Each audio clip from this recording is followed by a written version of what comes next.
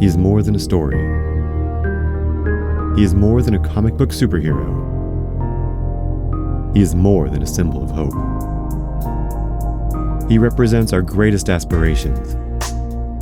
He is everything we think we can be. And yet, even with all the strength and all the power in all of the world, he may not be able to meet his greatest challenges and redeem his family's legacy.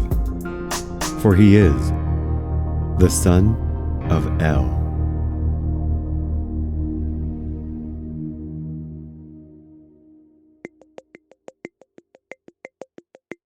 Chapter 13. Manhunter.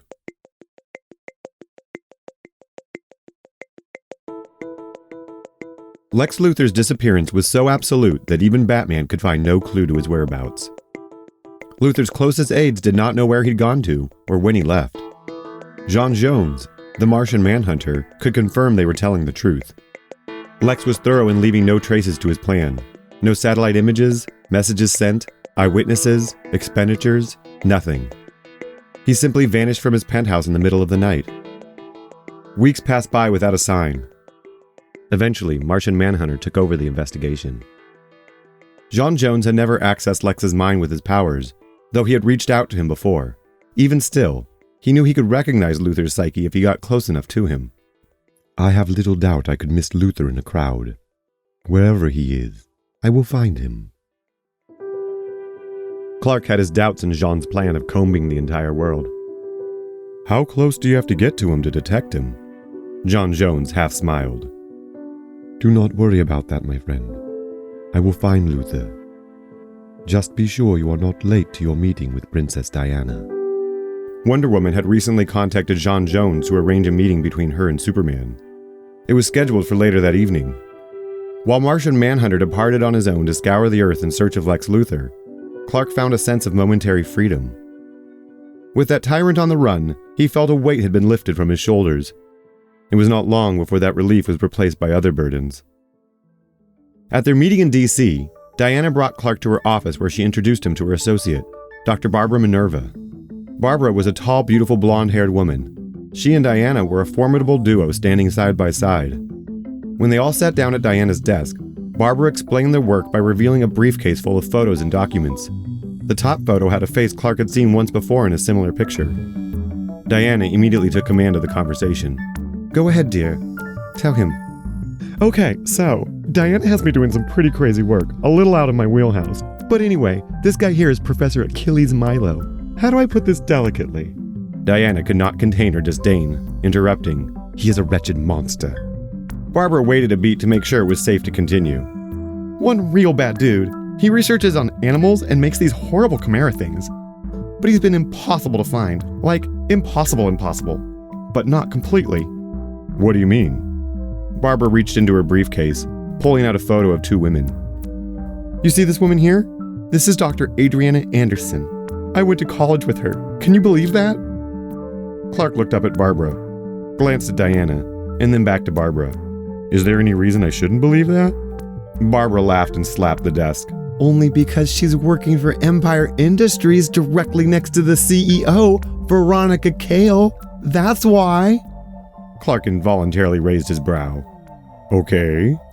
And well, Adriana and I were talking a few months back, and Adriana mentioned meeting Achilles Milo. Hold on now. What did you just say? Barbara grinned ear to ear. I know, right?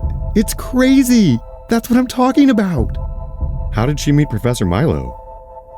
Veronica Cale has this really old mentor, some robotics professor, a real ancient dude, Arthur Ivo. Clark blurted out, interrupting Barbara. Wait, she's met both Professor Milo and Professor Ivo?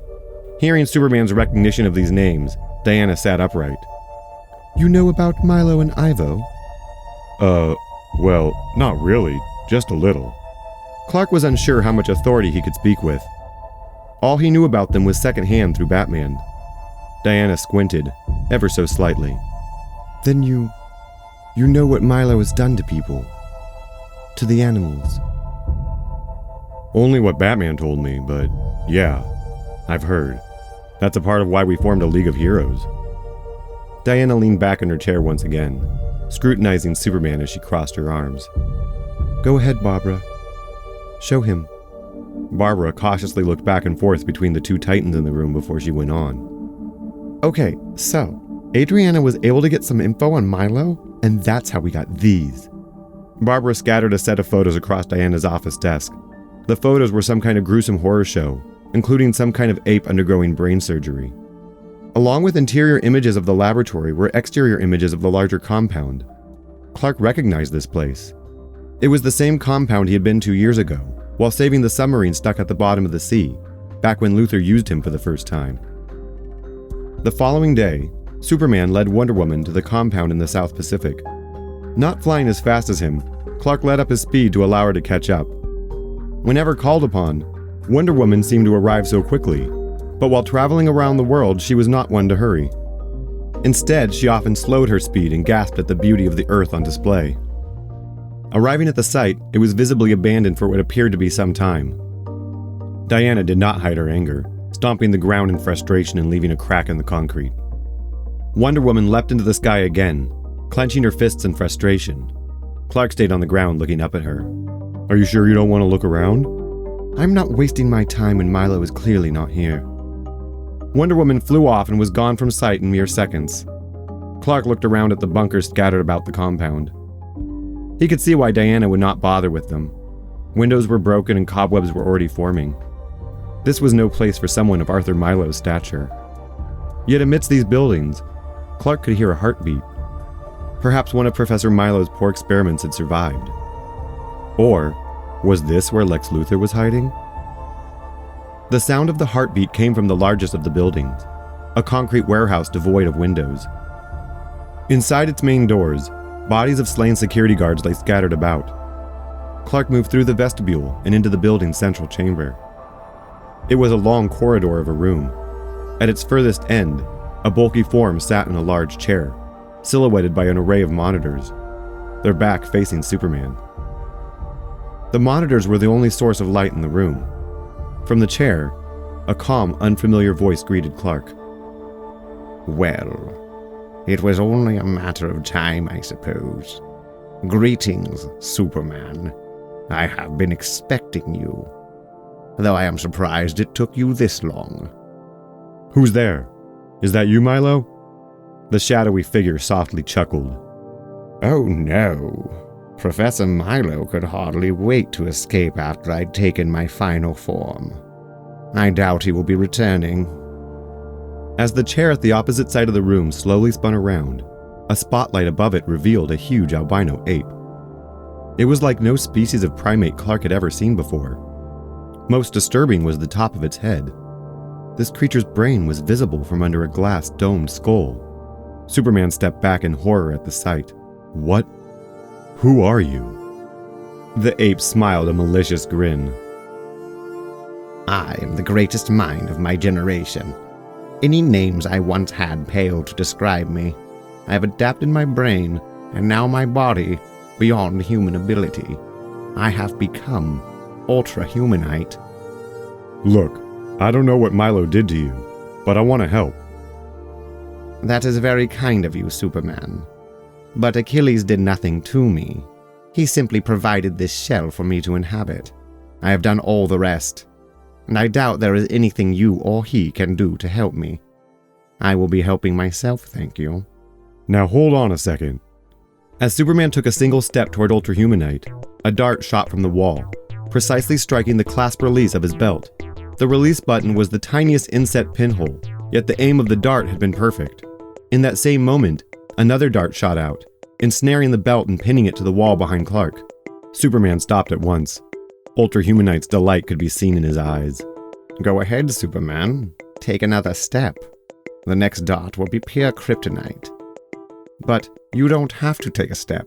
Why, you could fly over here if you choose.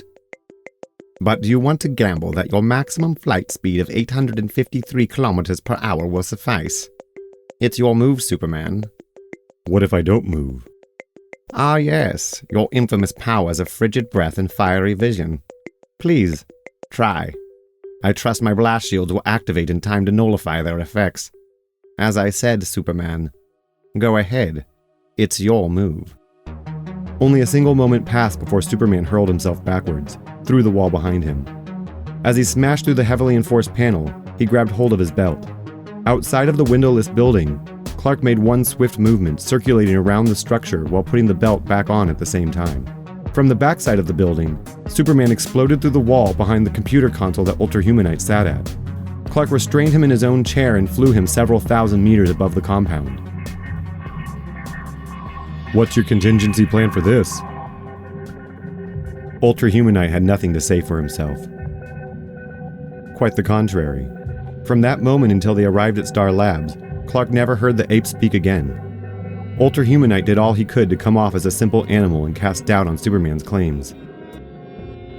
It was only a matter of days before Clark got word that the ape, having minimal security around him, managed to escape. Superman looked to Batman for answers and a place to vent his frustration. You would think that a 600-pound albino gorilla would catch more attention. Batman could not have cared less. Not Ultra-Humanite. He excels at not being noticed. How have you never mentioned him before?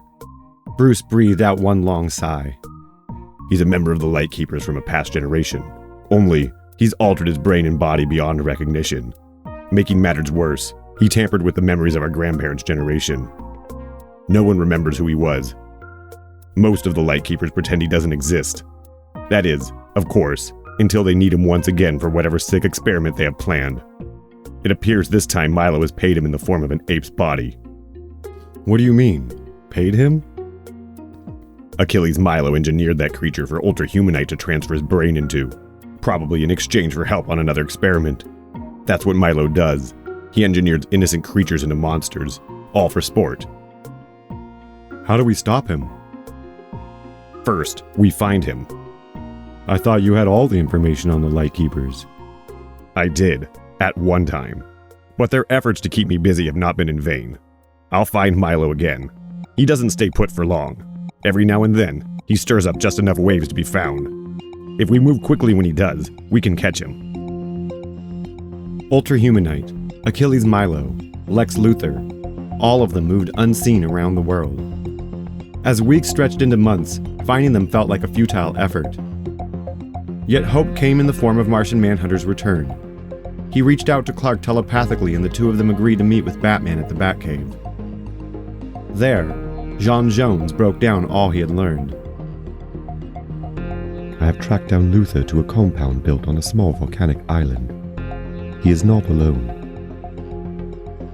The island is inhabited with a menagerie of beasts unlike any I have seen before on Earth or Mars. The poor creatures are suffering. I can sense their pain in every movement. Batman brought up a map of the island on his computer console. I've never fared well against Milo's monsters. I'd only be a liability on an island full of them. You two go. Bring Wonder Woman along. And being that it's on an island, you should reach out to your cousin. Have him meet you there. When they asked Diana, she passed on this expedition. She did not think Luthor was worth the effort and assured them they would be fine without her. Meanwhile, Arthur Curry met them offshore of the island, rising from the sea and standing on its surface. He held a marvelous three-pronged trident and carried himself with a regal confidence. In recent months, after meeting J'onn J'onzz, Arthur had made his debut as a hero in the world. Saving sinking ships and other seaside disasters had earned him the moniker Aquaman. Hey, cousin. Hey, Aquaman. When did you start walking on water? Oh, this? I'm pretty sure it's a power I picked up when I inherited my grandfather's trident. Pretty rad, right? So, what's the deal here? Clark kept his breakdown brief. The plan was to fight their way to the center of the island, starting at opposite shores. Aquaman would approach from one end, J'onn J'onzz from another. By drawing out his defenses, Clark hoped to catch Luthor less protected. Their time to elaborate on their strategy was cut short when Luthor's drones detected them offshore and were deploying from the beaches. The heroes broke apart to execute their plan. As the two others fought their way inland against deformed and starved predators, Superman surged forward. Charging his way into the compound of buildings near the base of the island's volcano, he scanned for Luthor. His supervision revealed Lex's hiding spot. He was the only human on the entire island. Superman shot to the underground bunker in which he hid. Breaking the door off its hinges and tossing it aside, he was met by the sound of a powerful engine activating. Inside of the bunker, Some strange robotic block on the floor stood up. It unfolded into the shape of a man. Clark vaguely recognized this form. In the center of its chest was embedded the same large cube of kryptonite that he first saw inside of Corbin. As Superman stood in shock, the android grabbed hold of him, hurling him against the bunker wall. "Hey, Superman! Did you miss me?" Superman, instantly knowing he was outmatched, telepathically called out to J'onn J'onzz. "Miss me? You probably don't even recognize me, do you? Come on, Superman. No guesses?" The android picked Superman up and threw him against the other wall. "It's me, Superman. Your old friend John Corbin. Don't you remember? But they call me Metallo now, and I hate it. I truly do. I hope you're happy though, because this happened because of you. They tell me I'm some great achievement, the culmination of Project Adonis. All that power they created and they gave it to me. It's poetic, really." The robotic skeleton of John Corbin moved closer to Superman. "Turns out, kryptonite is your gift to the world and your revenge on me. Carving that kryptonite chain destroyed my body. Now all I have is this kryptonite-powered monstrosity. All for killing you." Clark was devastated to see that Corbin was all but dead now. Only his brain remained, preserved inside this machine. It broke Clark's heart. His family's legacy destroyed all of Krypton and caused so much suffering to this very day. Corbin started beating Superman out of pure spite. Pummeled with repeated blows, Clark felt powerless to respond in the face of such a large piece of kryptonite. "This is only the beginning, Superman. I'm gonna make you hurt. I'm gonna make you..." Abruptly, as he lifts Superman once more to slam him against another wall, Metallo froze mid-sentence. The hand of Martian Manhunter phased through his back, removing the kryptonite cube. "I will dispose of this." J'onn J'onzz immediately retreated with the stone to take it as far away as possible. Metallo's powerless body dropped Superman and fell to the ground. Clark took a deep breath to stabilize himself. He was not fully recovered, yet he pushed himself onward to confront Luthor once and for all. In the next chamber, Luthor was not yet ready for Superman. Lex was scrambling to put on a mechanical suit of armor, brightly colored in fluorescent pink and green. Superman calmly walked across the room toward him. "It's over, Lex." Don't celebrate too soon, Kryptonian. Just as Superman stood in front of Luthor, his suit finished powering up. Faster than Superman expected, Luthor pulled back his arm and punched. Upon impact with Superman's face, the arm of the mechanical suit shattered. Lex cried out in anguish as bones throughout his entire body fractured inside of the suit. Clark heard the bones breaking and felt pity for his nemesis. It had never been clearer for him to see. Luthor so desperately wanted to feel as powerful as Superman. J'onn J'onzz stayed with Lex and soothed his pain telepathically while Clark fashioned a gurney to carry him. Once Luthor had been dropped off with authorities, Clark didn't see him again for months, not until his court trial where he appeared in a full-body cast. The trial of Lex Luthor was held soon before Christmas and wrapped up before the holiday. His charges were many, and included the worker endangerment of LexCorp employees forced to enact his volatile experiments. All of the informants from Lois's article who promised to testify followed through on their word. In the end, the body-cast Lex War did nothing to garner sympathy from the jury, who took no time to deliberate a guilty verdict. Clark thought the judge was outrageously lenient. Lex was sentenced to only 15 years in a low-security prison. Batman wasn't surprised at all. His perspective had been far less hopeful. The worst is yet to come. What makes you say that? Power abhors a vacuum. With Luthor out of the way, the remaining Lightkeepers will be unpredictably dangerous as they vie for dominance. Clark swallowed and tried to change the subject. How about Christmas dinner this year? J'onn J'onzz will be there. Care to join us? Bruce looked at Clark from the corner of his eye and gave him the faintest smile. I'll have to pass, but wish Jonathan and Martha a Merry Christmas for me. Clark relayed Bruce's regards to the Kents, yet Batman's foreboding concerns hung low over his head throughout the holidays. What could possibly be worse than they had already seen?